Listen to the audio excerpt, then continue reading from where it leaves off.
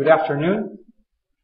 My name is Alex Volinsky, and the title of my talk is Looking Beyond the Human Ropeworms, or the Latin name for that is Homo Funis Vermis.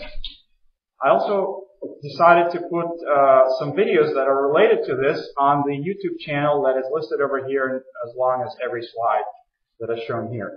The reason I put this picture, that's the way I looked like in 2009, and hopefully you can try to make a connection with this. So I want to start to say that I don't really know anything, and this is a quote from Socrates.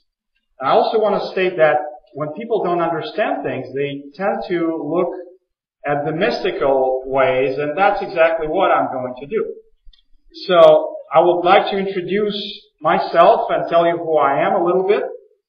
I'll tell you what the top 4 causes of the human death is, in case you don't know. The chronic infectious disease is one of them, but it's number 4. I'll tell you about the mirror, the dual mirror of the material world that is written in the books by Vadim Zelan.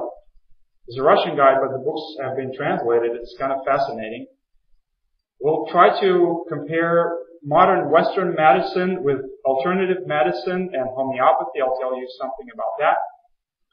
Then we'll get into the meat of the talk, which is the human ropeworms. I'll share the latest DNA findings that we have, the latest data. And actually look back to see how far this goes, because there's a lot of controversy and people say, oh, it's all DNA, it's GMO foods and this and that, and toxicity. And we'll see if something like this existed maybe a little longer than GMO has been around.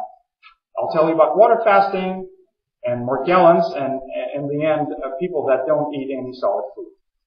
That's the outline of the talk. So I want to warn you, though, that whenever you hear something, it is advisable to go back to the original source and check, because this is exactly what happens, right? Everything you're going to hear today, you probably already heard, but don't remember, and maybe you even know it better than I do. So please check the original source. And that's where the preconceived knowledge comes from, and we are never doubting that.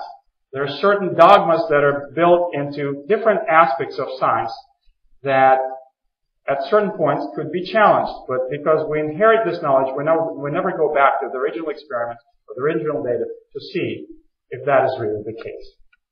So with that warning, I'll tell you a little bit who I am. I'm an engineer, and I'm a scientist, and I'm a professor of mechanical engineering, although here, for the purpose of this talk, I'm not showing my affiliation with the University of South Florida. I'm doing this because Dr. Klinghardt invited me to give this talk. Please do not look at my credentials, because I'm just a voice. Imagine that you hear some guy talking to you on the airplane and you don't know who I am, because that's really what it is. It's just the information. Treat it for what it is. So, and your credentials, because you are attending a medical conference, is way better than mine. So why you should even listen to what I'm going to say? Well, I am the ropeworm pendulum leader. I'm going to explain what that means. Also, for my job, I tell people how this material world works. You know, my specialty is in material science and engineering, so I teach, and I tell students what things are, starting from the atomic structure and moving on. So that's my job. I tell other people what they're supposed to see in this dual mirror of the material world. But more importantly, what's specific for this conference, I did this, and I have personal experience, and you can see the picture before and the after, and I can do it if you're interested. So this is 2003. That's when I started a job with the University of South Florida, and this is just after, or at the point where I got tenure in 2009, and I was obese. I had chronic tonsillitis since I can remember myself. I had gastroduodenitis.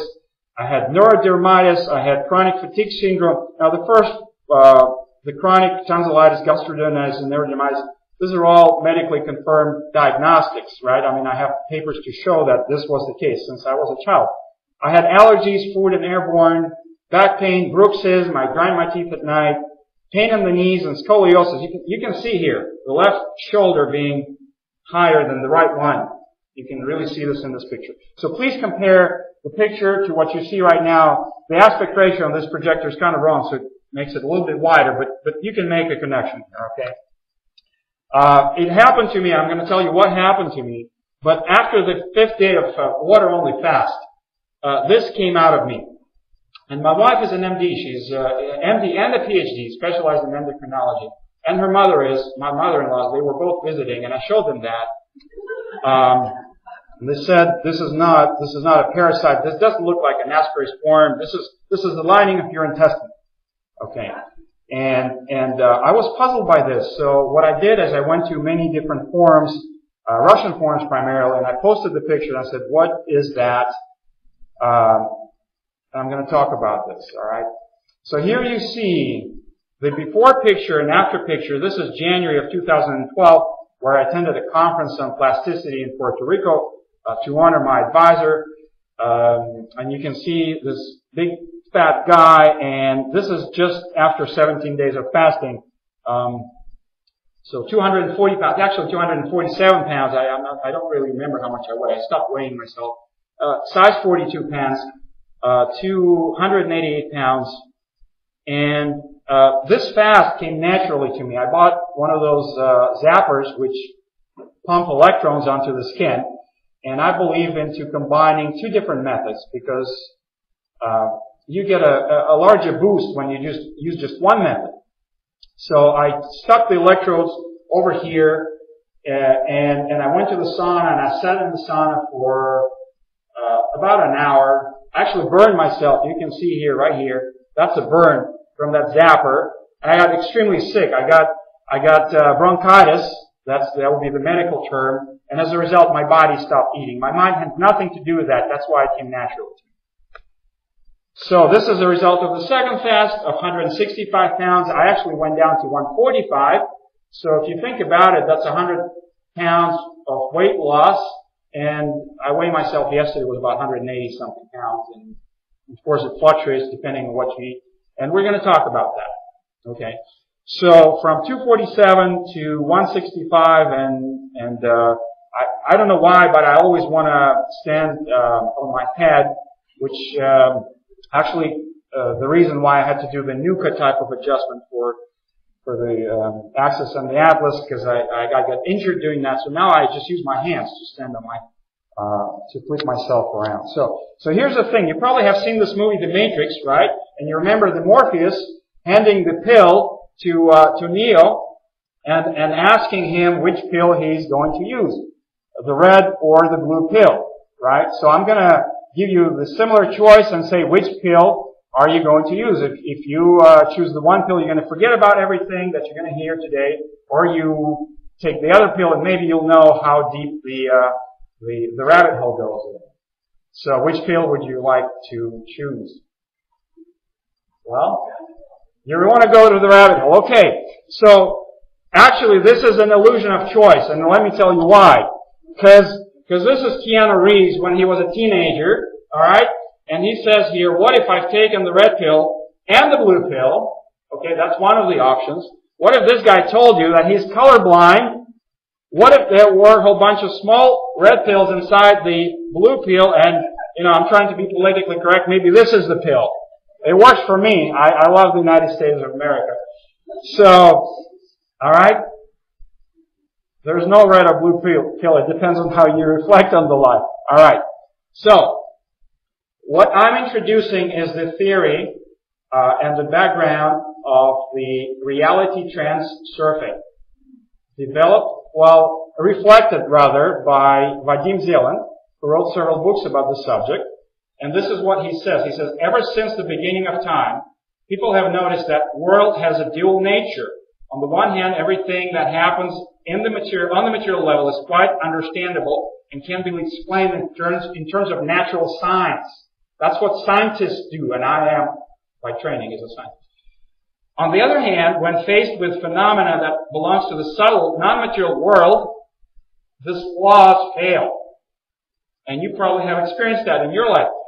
Why are these two aspects of reality are not able to be united into a universal concept? So the concept is this. The reality exists beyond you, as long as you believe this. With transurfing, you can control the reality. If you want to know more details, you should read the guy's books. But, in a sense, what happens, and this is a model, that we live on the surface of a dual giant mirror. One mirror is reflecting another mirror, and there's nothing in between. Then you stick your head in there, and you start to be an observer. Okay? And what happens is this, in this material reality, we're focused on the reflection rather than on the image. So the purpose of this technique is to change the image rather than the reflection. Okay? He talks about the space of variations, which stores scripts of all possible events. Alright? And a person is mesmerized by this mirror, thinking that the reflection is the true reality. I got your attention right now. You're looking at me thinking this is for real. And maybe it is, maybe it is not. But you have to understand one simple thing. So there's a quote from his book. In this world, you are the mirror. You will stay inside the mirror until your attention is focused on the reflection. And I'm claiming, or he's claiming, that this is the reflection, not the true image. Everything that is going on does not depend on you. Your life resembles a computer game. And rules are not determined by you. So as long as you believe that, that is true. You are, of course, allowed to make an effort in order to influence. However, you are deprived of the most important thing. There is no way you can escape this. And you're watching this movie, and as long as this movie plays, the time starts to exist and so on and so forth. These are the two websites, the English-speaking and the Russian-speaking site of Mr. Zelen, who, by the way, is a physicist by training. So the world duality, meanwhile, it is nothing but your attention that keeps you inside. Okay? As long as you focus on the reflection rather than the original. You're capable of escaping this mirror. Inside of it is unconscious dreaming. Outside of it is conscious dreaming. How many of you have ever woken up in a dream? It's called lucid dreaming. There you go. You know what I'm talking about. You can do whatever you want. If the monster is running after you, you can start running against the monster. Or you can fall, you can fly, whatever you want to do. Reality is identical on both sides as this mirror is dual. Here's a little cartoon that shows that.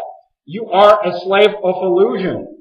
So don't think it is possible to change it with your touch. But this can be only done from this side, where the inner intention turns into the outer intention. Okay? So if you read the book, the outer intention starts to exist when your soul agrees with your delusional mind.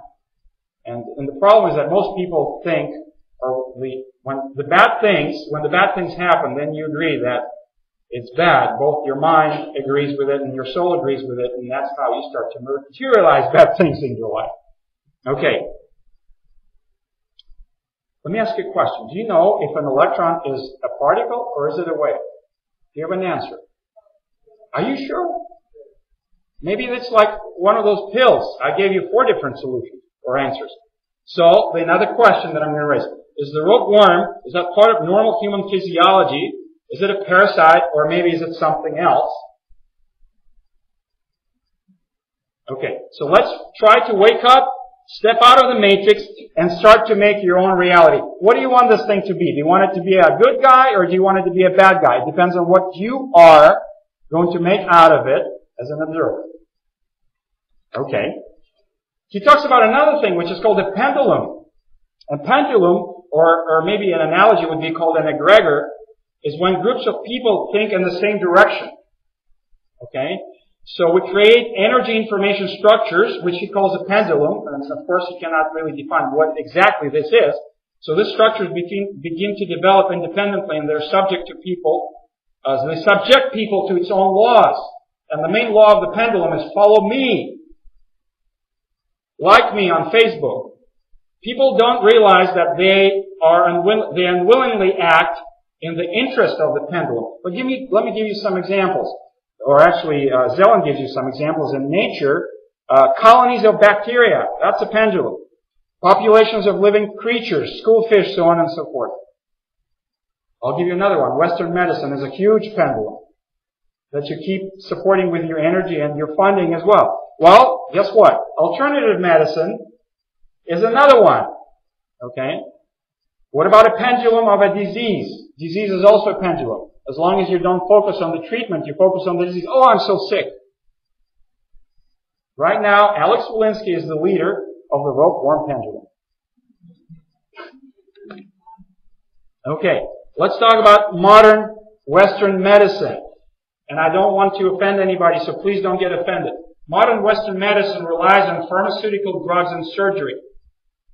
And if something happens to a person, they get hit by the car, by all means, please use all that. It's 100% justifiable. But it focuses on the symptoms by covering them up. In most cases, it does not address the cause of the disease. They also use statistical approach and blind trials. Okay?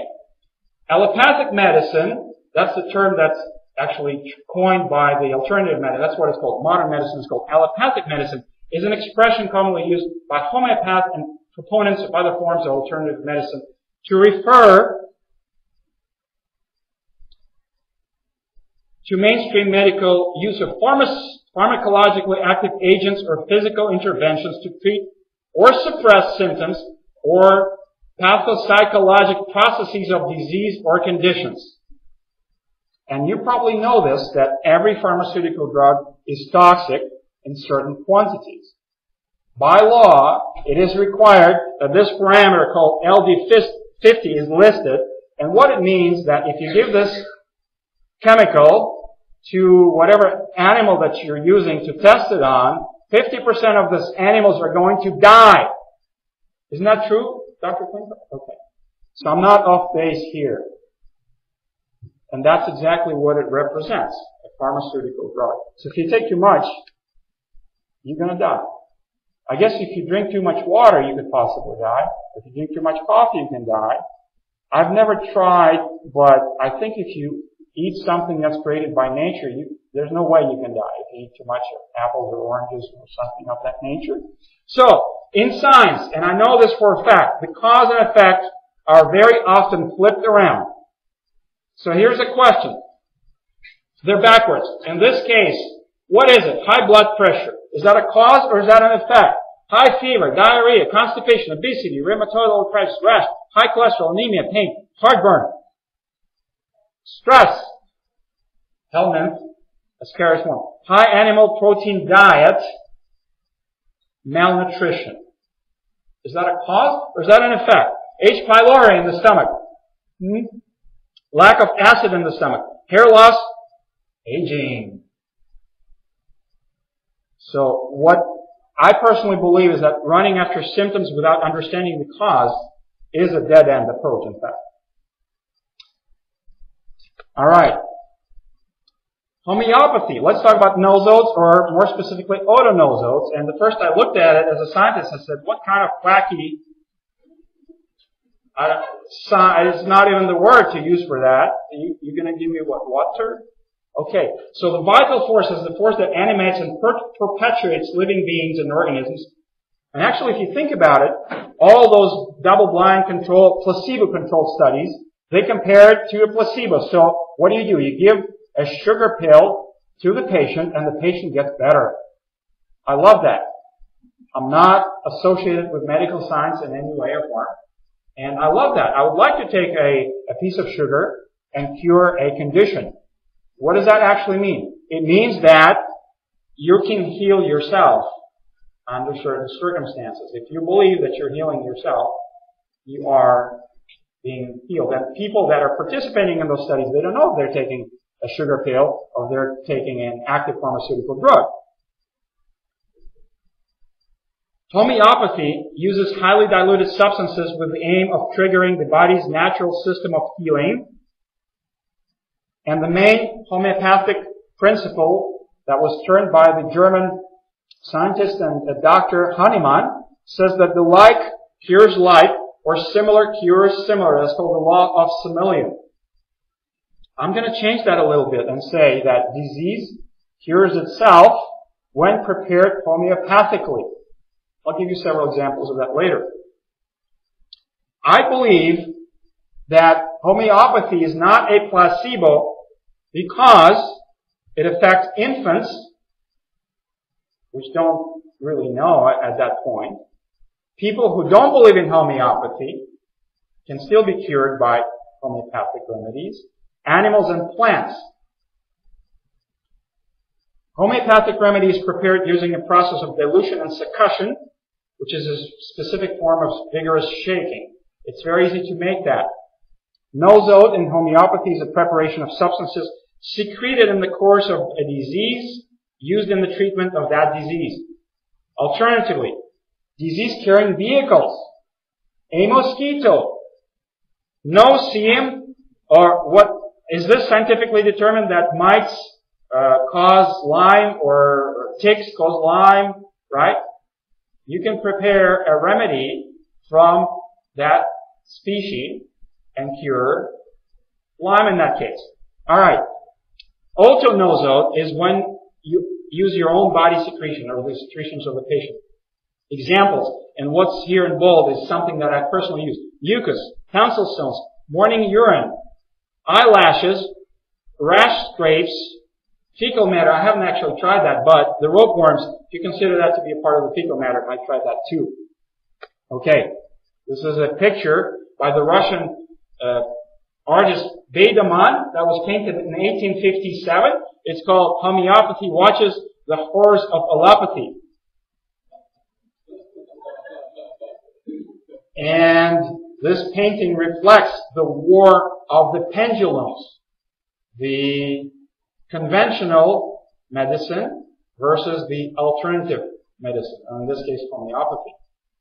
Since 1857, if you see what's happening to this poor guy, my personal belief is not many things have been changed since then. As you can see, there are people attaching leeches to this person, and he's really not looking really good. They're pouring some mercury into his mouth. They're cutting off his leg.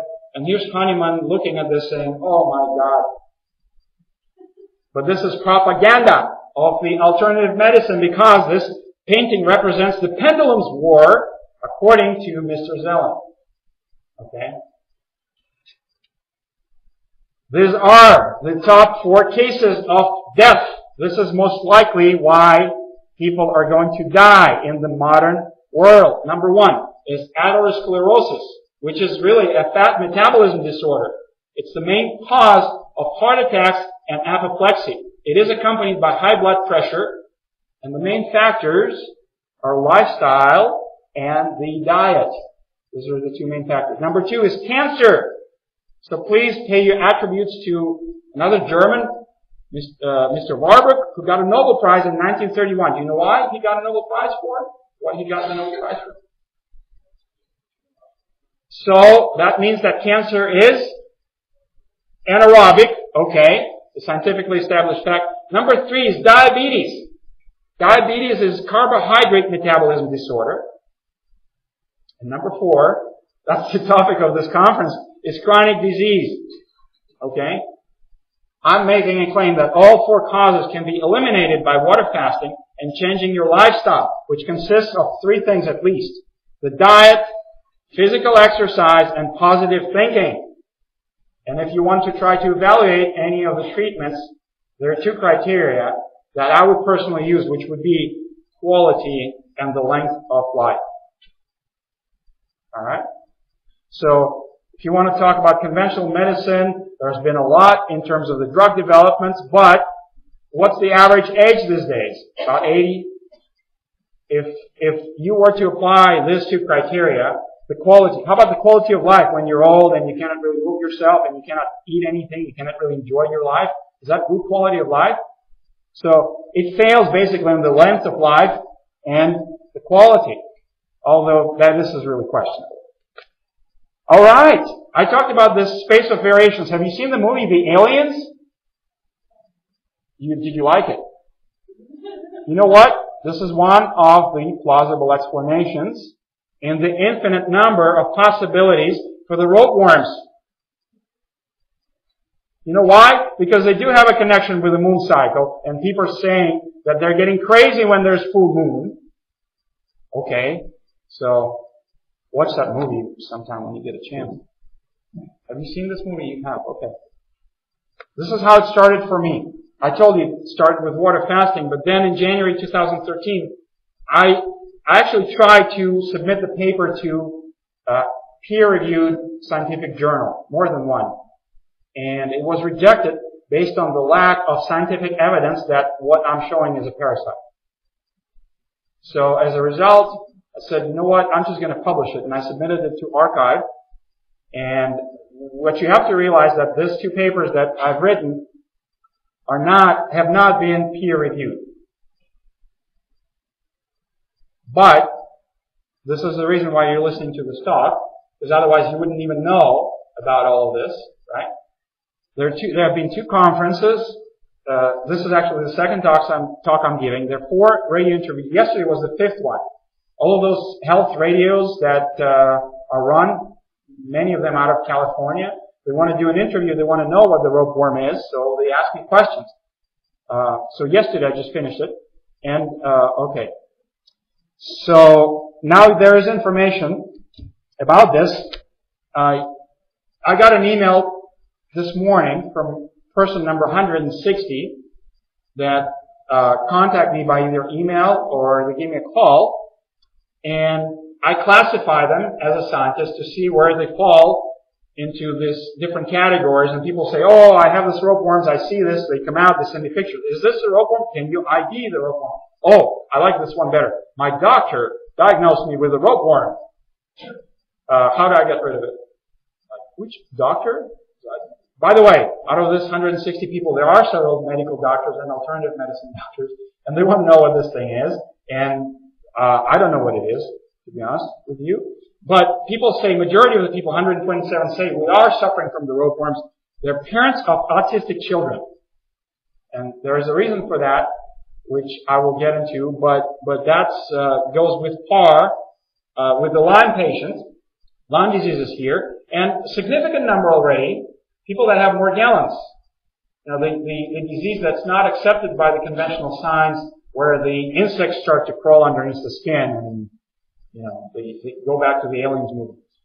These are the diagnostics that was done by the conventional medicine, because one of those people is her husband is an MD, so did all sorts of testing for this. Okay, that's what they actually look like, and you probably have seen many pictures. This out of Gubarev's book. You can see they're quite long. The scale here is in centimeters. We coined the term for it, which is the Funis Vermis, which means in Latin human ropeworm. They are anaerobic, kind of, which again I'm still questioning if this is really true. If you want to store the sample, it stinks really if you keep it for a couple of days. You know exactly what the smell is like because it smells like dead fish. Are you familiar with what I'm talking about? Okay. Repeatable phenomenon again. If you want to store it, the best way to store it in vodka or in ethanol. Because you preserve the DNA, they don't stink as much, and it's better to put it in the fridge, but you don't really have to. You just put it in ethanol. So, Dr. Gubarev, he does have a PhD, also not related to medical science, but he's an educated man. He wrote a book about it called The Helminth Known and Unknown, and there are 3 patents that he filed to get rid of it in Russia, and in fact we just filed for the 4th one. And I tried to file it in the United States, but through the university, but they said there's really no way to protect the patent. Because once it's published, people know the technique, they can use it at home. Unless it's used in a medical setting, there's no way to go after it. But to use it in a medical setting as a medical device or the treatment, it has to go through the medical trial. And I'm not affiliated with medical science, so it's a catch-22. But, so what is this? What is the ropeworm? There's something what's called mucosa-associated lymphoid tissue, which is a diffusional system of small concentrations of lymphoid tissue found in various sites of the body. The snots that you get out of the nose, that's what it is. It can be anywhere on any mucosal surface. In GI tract, thyroid, breast, lung, salivary gland, eye, skin. Is this a parasite or is it both? Or is it part of the human microbiome? Or maybe that's your immune system. Okay? Nobody knows the answer to this question at this point, including me. I cannot decide what it is. Go back to this dual mirror. What do you want it to be? We can vote and be an observer and decide what you want this thing to be. This is how it looks like in an optical microscope. These are in fact individual cells. You can see here, here's the nucleus of the cell, because they have been stained, and that's what I'm going to show you in the next slide. They're full of the microchannels that go through that are full of bubbles, and the current claim is that's how they position themselves, by releasing these bubbles through the microchannels. They do have cellular structure, and this is the DAPI stain. And can we say, if you talk to biologists, is this a eukaryote, which means multicellular organism? This is a really fundamental thing. Is this a bacteria or is this a eukaryote? Well, under certain circumstances, a single cellular organism can form a multicellular organism. If you look at the research, it's called slime mold. Those guys get together and they put themselves together in a multicellular organism under certain circumstances. And the cells, well, if you can call them the cells when they became a eukaryote, they have proliferation. Just like we have in our body, right? Scanning electron microscopy. So I asked the editor of the journal, what do you want me to do? What's the proof? What's the modern science say? This is a parasite or whatever. So, okay, you gotta do microscopy. I'm microscopist by training, so it was not hard to do scanning electron microscopy. And what we saw, this is a sample without any preparation, just stuck into the environmental SEM chamber. And so it crumbles a little bit, but we see a lot of those terminations of the microchannels on the surface of the species. And the second one was the DNA, and that's what I'm going to talk about. So, Gubarev, just based on the morphology, nothing else, identified 5 growing stages of this. And the first stage is pretty much slime. You can see if you store it in a liquid, then those bubbles kind of pull this thing up. Those micro bubbles, they accumulate in larger bubbles, and that's what happens. Again, that's a picture that Gubarev gave me sometimes. So he claims there's a head that's actually goes into the lining of the intestine, and when you remove it, you can have the blood. Here are again these bubbles. Stages 1 through 2, he called it branch jellyfish or seaweed. He coined the term, it's not just the ropeworm, it's seaweed ropeworm, because this looked like seaweed. And there's another picture of that from the two sides, kind of viscous mucus with bubbles. And again, this is something interesting. The fecal stones. You know, what's a stone? How do you define a stone? It's a piece of fecal matter that's maybe an inch, up to an inch in diameter or so, that has very repeatable white speckles on it, which you can see here, that look like sesame seeds. And Gubarev thought that these ropeworms originate from the fecal stones. And in this case, you can see that half of the ropeworm is full with fecal matter or whatever. You can really see it here. And then the fecal stone coming out of there. So again, a chicken and egg question that cannot be really answered very well here. But this is a very repeatable phenomenon. When you start to do this kind of time cleansing, you see a lot of mucus and you see a lot of fecal stones. And during fasting, where there's not supposed to be any fecal matter for that matter. Okay? I actually tried chlorine dioxide, and I think my body is relatively clean because people report a lot of Hartsheimer reactions and vomiting and things like that. I started with 3 drops, and people that are activists for this treatment, they say, hey, you should start with really 1. I started with 3, then moved to 10. And I saw really nothing for a while, just maybe some loose stool, and then I started to cough this up. And it happens quite a while with other people that when they start to do this kind of enema treatments, it kind of moves into the throat and the lungs area and into the nose. They start to have a lot of excretions like that, but you can also make an argument that this is just the snots and the mucus, that's a normal thing. Okay. There are some Facebook groups that are closed. You have to be volunteering to join and then approved by some of the people, but this is kind of the propaganda that's out there. You can see, and the text that goes along with it, if you look at this piece of poop with some mucus attached to it and you straighten it out, you see this kind of stone and you see the pieces of the body and maybe the head and maybe the are all imagining this and just materializing this in the dual mirror. But this seems to be so repeatable. How much can you have? This is humongous. Okay? And a full jar of that, so some people store it. I tend to throw mine away in a while, but like in 1 year, this is a picture of 15 full jars, 400 feet long, and some people pass about 10 feet per day. How is this possible? I mean, there is conservation of mass, and there is a conservation of volume, although you can compress the gas, but I mean, you can look how much can get stored in there. Okay?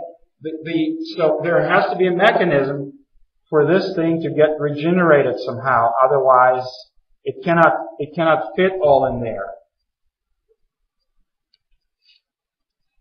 That's where the inspiration kind of came from those people trying to sell eucalyptus leaves and whatnot, and that's what they focus on. This forum has over 1,000 posts and different pictures, and people hold on to this lemon eucalyptus method and they really like it, and that's all they do, and this thing comes out. The same thing happens in the United States, although I was completely unaware of it. It came in later, after the publication of these two papers that are in the archive.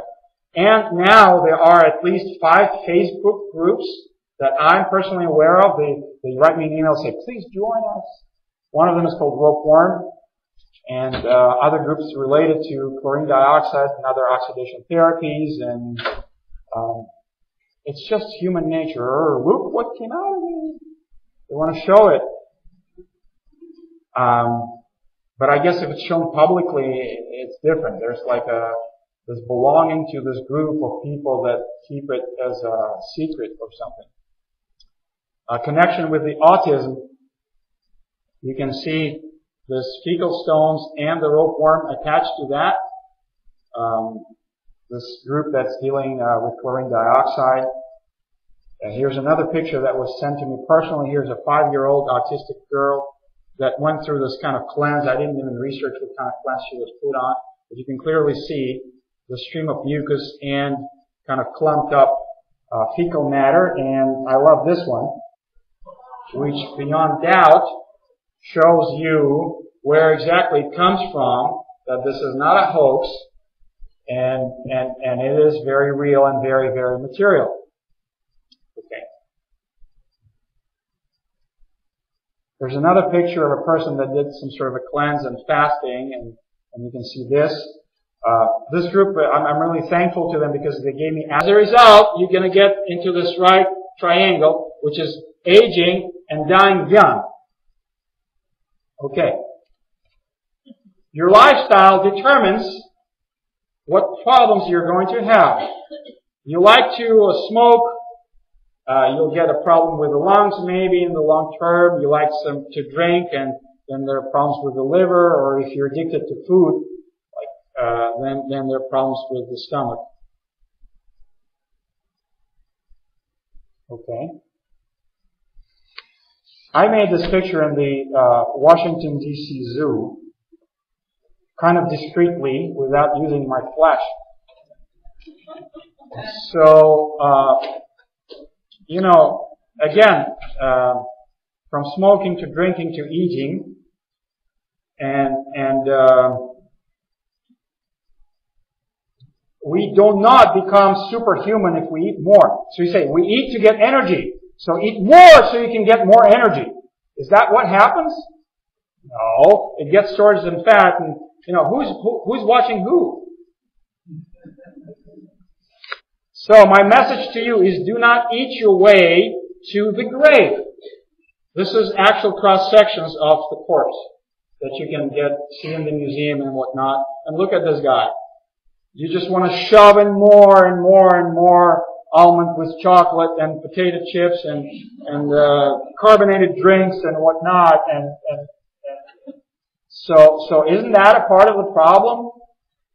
Isn't that why children are obese in this country, and maybe they're not going to outlive the parents at this point? And this is just a recent thing. There was not enough food on this planet. We're using very advanced technologies to get enough of this onto your table these days, so you can just shove it in. Okay.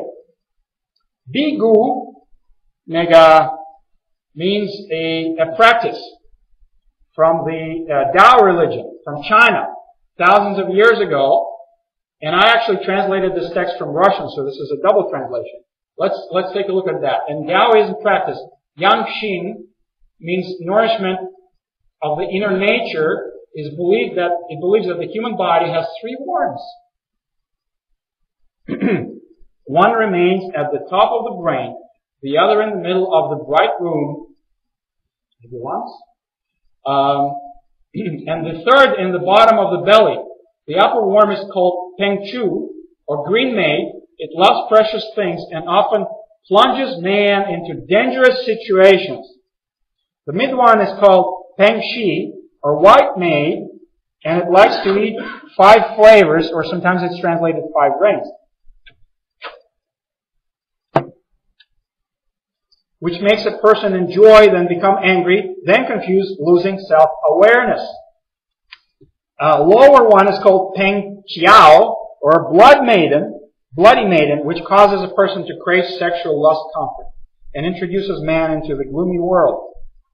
The 3 worms are the source of generating desire in human. It's a poison, damaging the body, and leads to demonic obsessions. Amen. This is kind of several thousand years old translation. Located in the human body, they consume qi, the energy. So if you stop to eat, then these worms will not be able to survive. Worms will die without any doubt, which will extend human life and not die for a long time. Human will not die for a long time. In addition, the bigu has another meaning, cleaning the stomach and the intestine. It removes bad odor. It allows you to achieve the goal of becoming a saint or immortal. Ancient people believe that this knowledge, even if it does not lead to holiness and immortality, will be able to maintain health and improve the quality of life. An ancient text. So we have in history the reference from the Tao text. Then Arnold Ehret wrote a book called Mucusless Diet Healing System, Scientific Method of Eating Your Way to Health in 1922. He talks about mucus. He was amazed. He gained his health back. He had some problems with kidneys and whatnot. It was a good book to read. You can actually find a PDF of that online. Then, you're probably familiar with Herbert Shelton, who wrote a book, Hygienic System, in 1934, and that's what he says. In case of mucus colitis, the amount of long, tenacious, worm-like ropes of mucus that will be passed is astounding. And we do see that. After a time, this ceases and the disease is ended. Streams of mucus may pour from the nose, sinuses, throat, vagina, and colon. An amazing quantity of mucus is often excreted through the uterine and vaginal walls. This is especially true in those women patients who had leukorrhea before the fast was instituted. In all cases, however, these increased symptoms are only temporary, and the reverse process soon sets in, resulting in ultimate recovery. Shelton did not like Ehret's obsession with mucus, by the way, and that's why he said, oh, no enema during fasting, so make the person suffer even more. Of poisoning yourself with your own feces. Richard Anderson coined the term mucoid plaque. He wrote a book called Cleanse and Purify Thyself in 1994, which still holds value on Amazon. I don't think you can find it cheaper than $40. And he also sells a product for several $100s. So let's go back to the science, okay? A paper in a scientific journal that describes how the bacteria from the gut of the mother travels into the gut of the child through the breast milk. Okay, here's a reference right here. It's called The Human Milk Microbiota, Origin and Potential Roles in Health and Disease. So not only the child gets the milk, he also gets the way to digest it.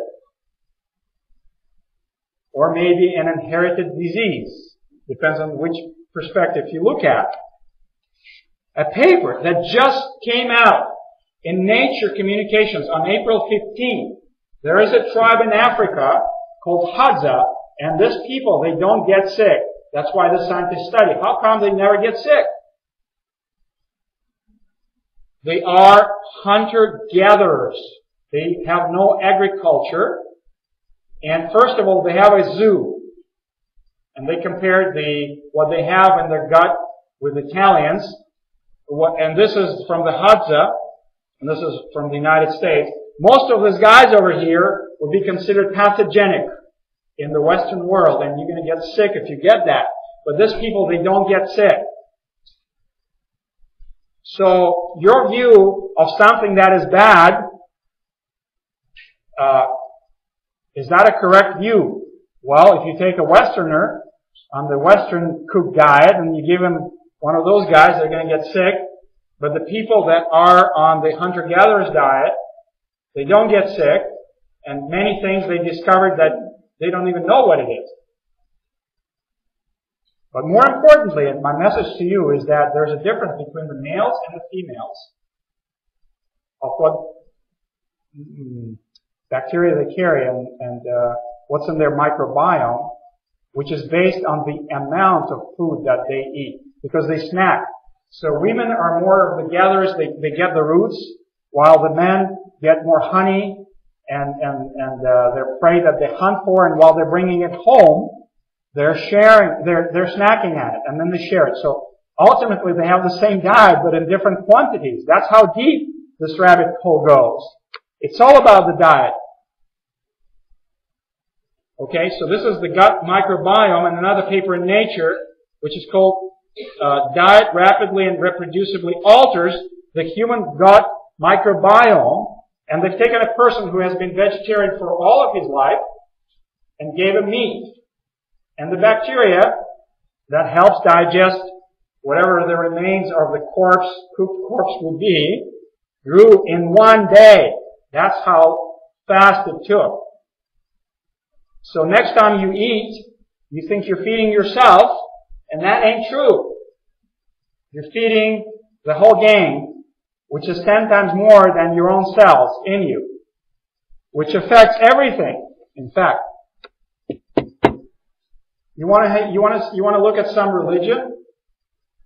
Look at Jesus Christ, okay? This is the text also available. You can just Google it. The Gospel of the Essenes. The Essene Gospel of Peace. Think not that it is sufficient that the angel of water embrace you outward only. And Jesus Christ tells them how to do an enema, by the way. The uncleanliness within is greater by much than the uncleanliness without. And he who cleanses himself without, but within remains unclear, is like tombs that outwards are painted fair, but are within full of manner of horrible uncleanness and abominations. Okay? Doesn't this remind you of something? Antibacterial soap, right? We want to take a shower every day, or maybe 2 times a day, and inside there's just filth. Don't you see that? Okay, so I tell you truly, suffer the angel of water to baptize you also within. Here's more on enemas and fasting. He tells you to take a pumpkin and put some water and let the water run through your bowels to clean yourself from within. Okay, I'm not going to read the whole text. It talks about Satan as well. Evil smelling things of Satan. Do you have any experience with that? What about the diet? Again, the gospel of the Essenes, the Essene gospel. God commanded you, do not kill. God said, do not kill.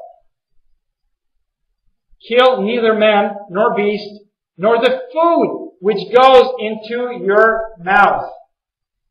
How do you kill the food? You kill the food by cooking it. if you kill your food, your dead body will kill you also. Which kills your food, kills your bodies also.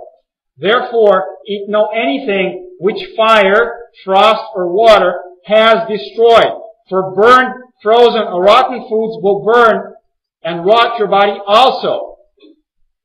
Live only by the fire of life, and prepare not your foods with the fire of death, which kills your foods, your bodies, and your souls also.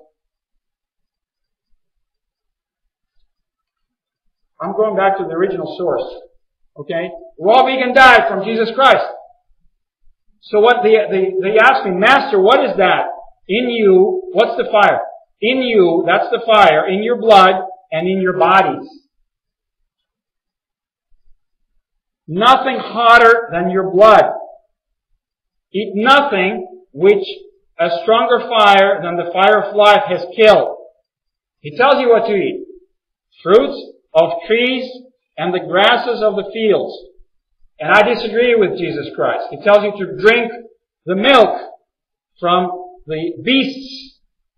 Do you know any species that drink milk in the adolescent age?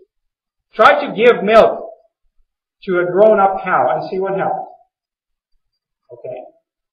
And let me ask you, is there any species in the wild that drinks milk from other animals? Does not happen. Okay, fruit of the trees, grasses, honey of the bees. I like honey. Although if you are vegan, I think they are not taking any body excretions of something that's alive. So there you go. If you want to know about what is happening, there's a process called autolysis that was discovered by the Russian academician Ugadev. He was about to get nominated for the Nobel Prize for that.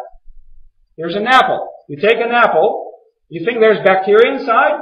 No, you just bruise it, and then it starts to decay.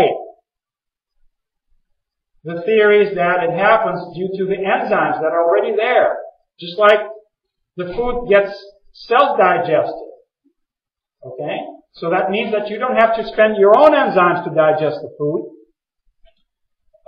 So autolysis, which is commonly known as self-digestion, refers to the destruction of the cell through the action of its own enzymes. It's a built-in mechanism in the cell that will say die. And high temperature kills enzymes. Ropeworms are also subject to autolysis. And if you want to do any kind of analysis on that, it has to be fresh. Milk, you want to know about milk? Just go onto YouTube, and another German by descent, Professor Walter Weiss, talks about milk. There's a famous seminar which has been translated in all sorts of languages. Three main problems really. Casein, which we don't have the enzyme to digest, galactose, and the third one is oxidation. So if you're interested in drinking cow's milk, drink it directly from the cow to avoid oxidation. There is that study that was published in a medical journal. They say human breast milk is beneficial because it fosters the growth of E. coli biofilm formation. And the paper claims that this is good for the immune system. Okay? Don't you think that the biofilm is the protection of the bacteria from the antibiotic? At least, so there's a dual nature of that. Okay, there's staph, strep, and all sorts of bacteria that is good. It's good to feed your babies with breast milk, but you have to avoid milk oxidation. You cannot pump because you're changing the properties of the product completely. So no cow's milk, but drink breast milk only for infants, directly from the breast, and no pumping. And when you grow up, stop. That's the message. It's not mine. Look at Walter Weiss and his research. Okay, I told you I did fasts. It was really stupid. Any book that you read about fasting is going to tell you that your body's going to go into acidosis, that you're going to stink like crazy, and that your breath is going to smell like acetone, because your body does go into ketosis. Similar thing happens on the ketogenic diet that you may be familiar with.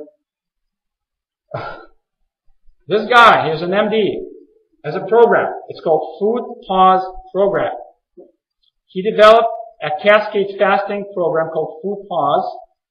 Has been doing it for 15 years, over 20,000 patients. And doing a regular fast versus this program is like walking from San Francisco to Seattle versus taking a plane. I'm not going to disclose the specifics of that because this is his intellectual property, I would say.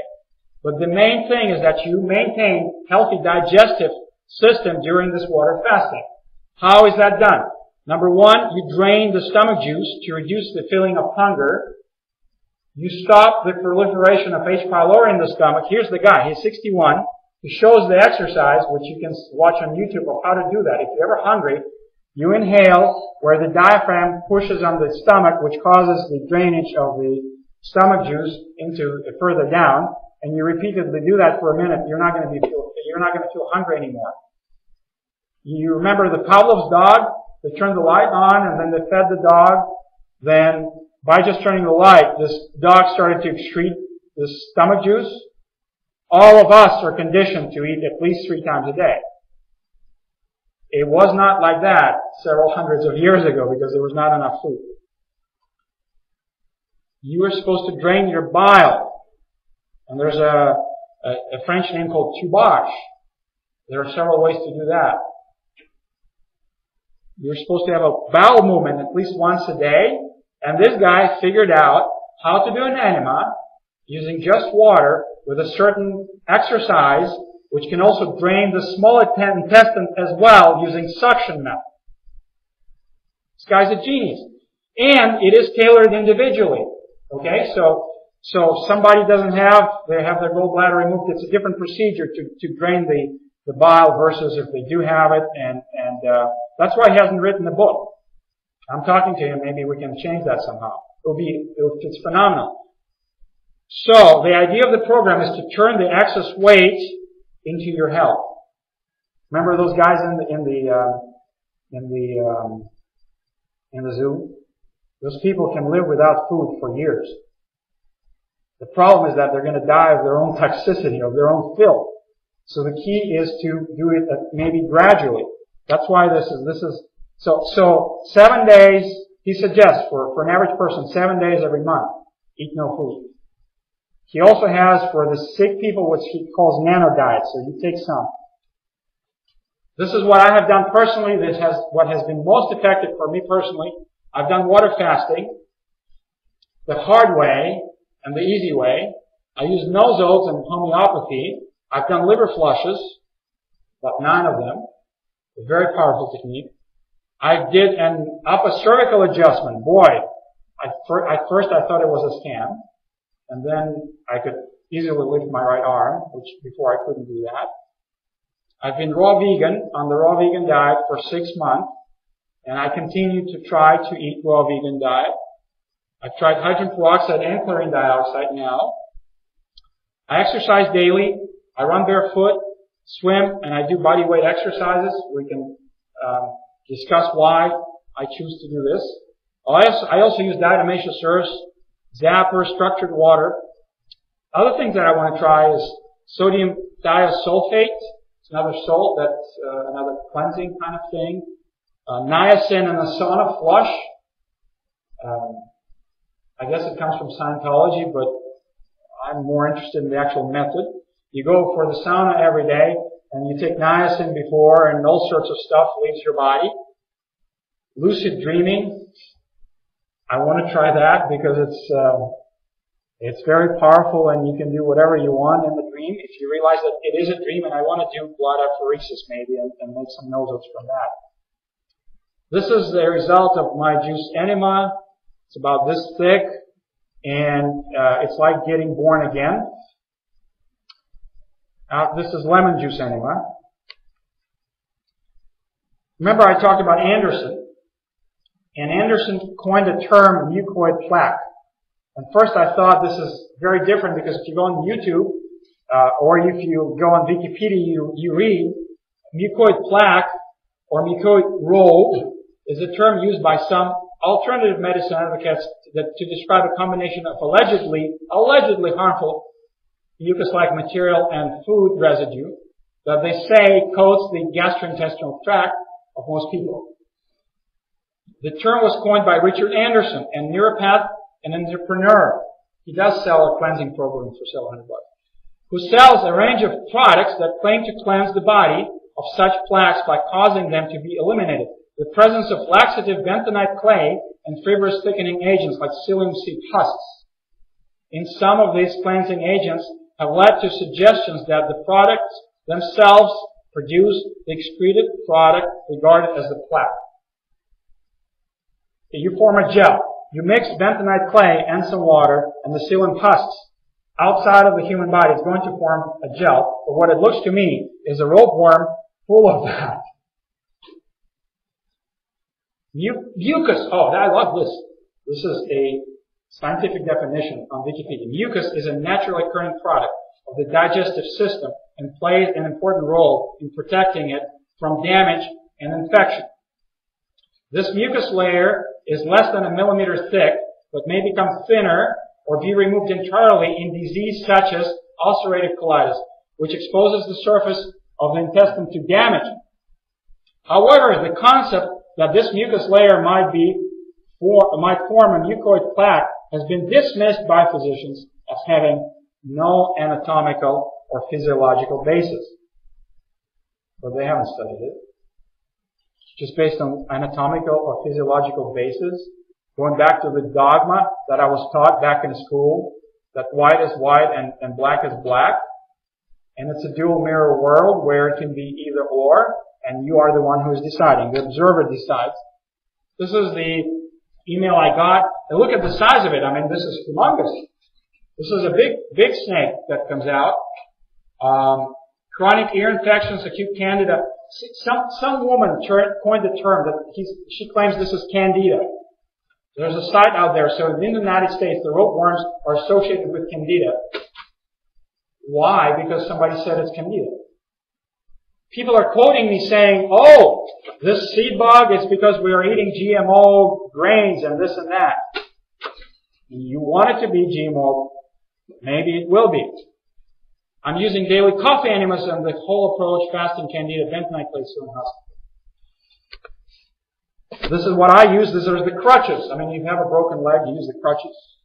Homeopathy, that was prescribed using the electroacupuncture method, another German ball, since 2005.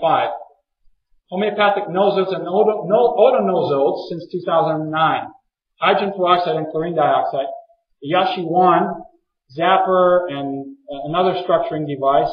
Raw vegan for over 6 months. I exercise daily. I've done 9 liver flashes, and I go to the sauna once a week. What I've learned from all this, do it slowly, because you can kill yourself doing it. It's not worth it. Detox must be done slowly. The greatest invention. I just ordered another one yesterday. It's called Implantorama.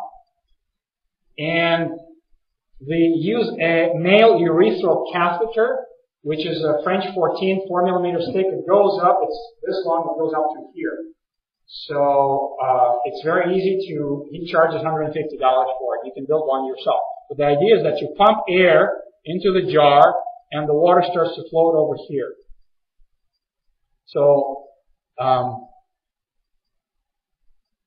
this is the one they actually bought, and the jar got broken, so the cap actually fits the wine bottle. Another device that Guberev talks about is the dead and life water that you can build for nothing. All you need is a diode. It's produced by water electrolysis, and you put 2 stainless spoons, or I use graphite electrodes, and you connect one of those electrodes through a diode to convert AC into DC, and you start to separate the water. You start to form oxygen on one side and hydrogen on the other side, so part of the water becomes acidic. The other one is basic. And you need to have a membrane of some sort to make the separation, to retain that. Dead water stops bleeding on contact. So if you see the ropeworm that comes out with blood, there's internal bleeding, sometimes could be hard to stop. A person can be bled to death. You stop it by giving them a dead water enema. but also good for drinking. You drink dead water for a month, for a week, a couple of weeks, then you switch to the other one. So if you look at the Gubrev's protocols, they really change the pH of the body, and as a result of trying to reach the homeostasis, the body would try to counter-react. So we don't quite understand the mechanism of the treatment, but maybe that's the reason. Okay, I want to talk about the actual case. In Florida, we have no-see-ums. They're called midge bites. It's an insect that transmit filaria worms. It looks big, but you cannot really see it. Okay? They're a vector for filarial worms. And here's a cartoon from the CDC that shows you how this happens. These are microscopic worms that cause the elephant disease in Africa, or filariasis.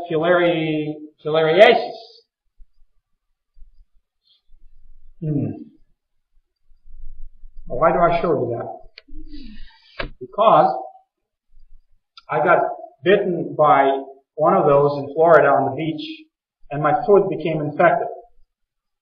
So there was pus coming out of the wound, and I took the pus and I made a nosote out of that, and I've been drinking that.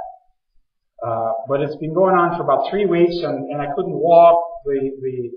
What happens is the lymphatic drainage is blocked. That's why it becomes really inflamed and looks really big in that particular case. But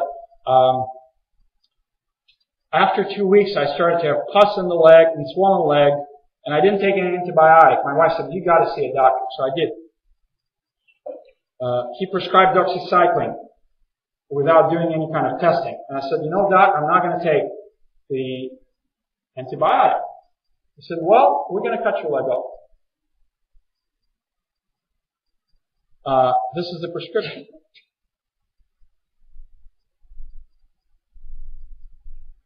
Somehow, by accident, I caught those suckers. The blood suckers are very small. I went by the pool on the weekend, and I had black swimwear, and they started to come in the morning. I don't know why I went there. But I caught 7 of them, and I had a glass of water. So I put them right in there in the glass of water. I ran upstairs, and I made a nosote out of that. And in 5 hours, the inflammation was gone. Okay? You don't want to believe through homeopathy. I'm not preaching here. But the nosote made the no-seams.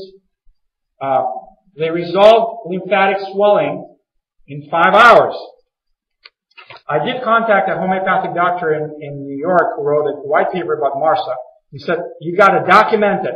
Nobody's going to believe you." Okay. They cultured it. That's how they know it's MRSA. Okay, so here's a record. Patient advised on results. They called my job. Patient researching Bactrim, which is what doctor recommended. So if he wants to take he continues to take homeopathic remedy right now. Drinking no-seams, a homeopathic drink made by the patient. Patient will call back, need to call the medication to pharmacy. They call Department of Health for this. Because here's a nutcase that doesn't want to take my drug. Alright, she said it's okay. It's still resistant to Vanco. Spoke to the patient again. He's not delusional. He doesn't want to take an antibiotic. Advised patient that doctor recommended Bactrim, and if he's not going to take it, we're going to take the joint to become inflamed and the potential amputation. You see this? This is in writing. I'm not making this up. Patient voices understanding. I don't want you to cut my leg off, just like on that picture that I showed you. That's exactly what they're doing there. He will think about it. Okay.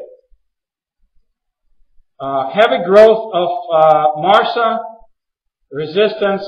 This is the actual, look at this. This is antibiotic susceptibility. Alright, I'm almost done. My MRSA. Or they're thinking it came from the wound. No, guys. This is my MRSA. It is not responding to the antibiotics I have taken as a kid in Russia. Erythromycin, amoxicillin, and penicillin.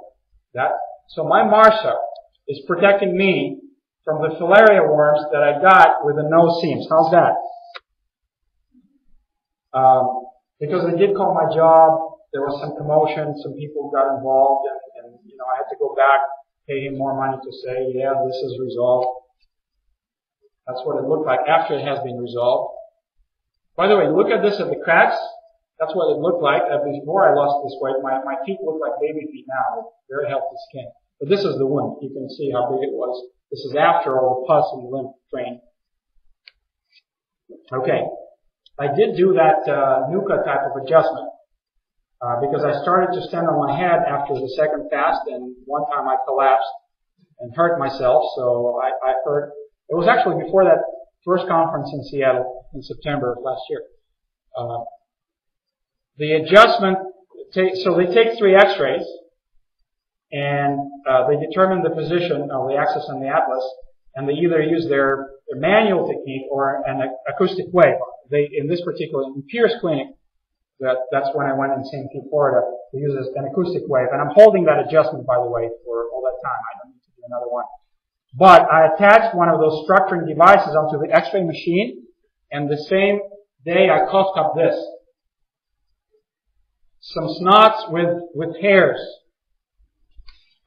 And those people that contact me about Morgellons, they say, Alex, this are Morgellons balls. So when I also send them the results of the DNA testing, alright, so what is this? What are the Morgellons? Myiasis. That's when different insects lay larvae and eggs in the human. Here's an example of that. And some classification that I'm not going to go through depending where they lay down the eggs. There is, by the way, maggot therapy that is recognized by FDA, along with the leeches that said it's okay to use that. The problem is that the symptoms are not specific. The intestinal myiasis and urinary myiasis are especially difficult to diagnose and treat. So the way I look at myiasis or Morgellons, this is micromyiasis. This is the same thing that we see at the large scale, it just happens on the smaller scale. Recognized as a treatment method by FDA in 2004. So there's one person who is really advanced, a self-healing individual that saw those papers or my talk about the seed bug, and he sends me the pictures from his wounds and the stuff that develops out of the stuff that comes out from his wounds. And this is a seed bug. And then part of that DNA we sequenced, there was a cricket in there. So then I asked him, what about a cricket? Or Gyrillus vimaculatus, a cricket. He sends me a picture of that. He's just a reflection in the dual world. So yeah, Alex, here it is. So, you are what you eat. There's this German saying, right? You are what you eat. And eventually, maybe, I personally believe it might be possible to eat nothing. I'm on that path. So I follow the people that push the limits. Here's this guy out of Odessa. He's building a hotel, a timeshare kind of hotel called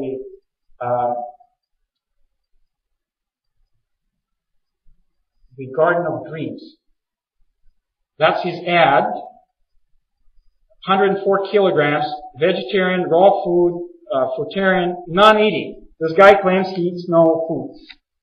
So he used to travel with seminars. He would give you a seminar, and that's where he talks about Taoism, alchemistry, and Kabbalah, and how your mind works, and all that stuff. There's another guy out of Russia who, his name is Satmarga. He owns an island, and you can go for a retreat there.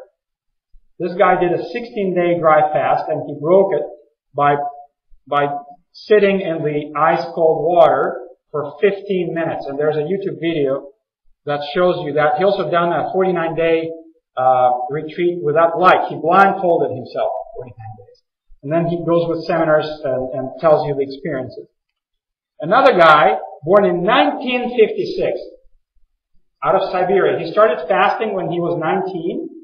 Eventually, he drinks tea. He talks about it, and he drinks other things, but by any standard, that would not be enough to sustain life in this individual. And he's working out. So one thing that's common about, there are other people that claim they're not eating, but they're fat. And I don't believe it. I don't think you can be fat and not eat. But somehow the counterintuitive thing of combining the exercise with non-eating or maybe being on the liquid diet. How old does this guy look like? Well, not the one that's born in 1956. He's an actor, by the way. Moved to Moscow and now he's playing in the movies. How old do you think I am? I'll be 41 next week. Okay, so something that you might have learned in biology class, or okay, this is how the energy is made by the mitochondria. This is the Krebs cycle. You take one molecule of glucose and some oxygen, 6 molecules of oxygen, and as a result you produce carbon dioxide and water and 38 molecules of ATP. If you have oxygen, you're going to form 36 by the mitochondria and 2 in the cytoplasm. So if you're going to go this route, this is called anaerobic fermentation. Am I correct? Okay. And you're going to get 2 molecules of ATP. But if you have oxygen, you're going to have another 36. What are the problems? Just have a little reactor and keep producing energy. You need more oxygen. So all those oxidative therapies with chlorine dioxide and hydrogen peroxide, they do give you that. You need to have enough glucose. And, it's the process of breaking down carbohydrates from the bread into the glucose actually starts in your mouth. That's why if you chew bread for quite a while, it turns sweet. Getting ATP fast enough, so it's a transport problem, Lactic acid builds up. I tell you, if you are in the raw vegan diet, you don't get the cramps.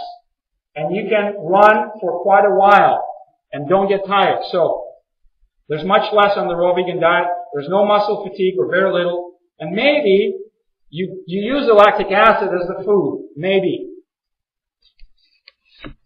Okay, what do you see here? Isn't this material world an illusion? Can you see this thing move, or is this a stagnant picture? What do you see? It has a different effect.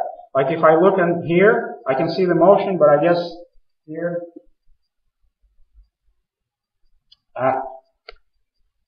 Well, what about your delusional mind? How clever are we?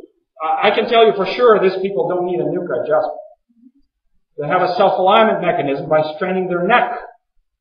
How cool is that? Or look at this beauty here. I like it. In China, if you've ever been to China, this is the fashion. To have small feet is a fashion. And I dug this up, and you can see what happens to the foot of how this is possible. And all of the people here in the Western world look at this and think, how sick is this? Well, is there any difference? Which one do you prefer? This is what your delusional mind is capable of. That's the modern standard. I prefer the Chinese version. In conclusion, we did file a patent with Gruber for a new removal method which combines a drink and an enema. It's filed in Russia. Nobody knows what the ropeworms are. If you do and you have the data to back it up, please let me know. There are thousands of people that expel the ropeworms. There are different protocols that are used to get rid of them, including special enemas and oxidation therapies. They can be present on all mucosal surfaces, not just the intestinal and digestive tract. There is a connection with the fecal stones. They have an association with Lyme, autism, or Morgellons.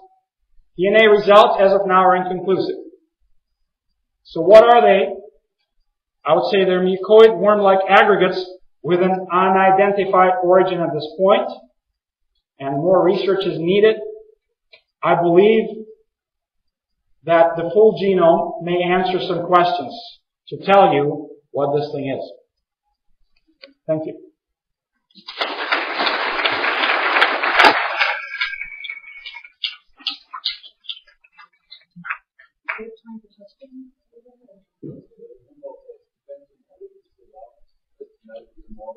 Yes, I'm going to stay here tomorrow.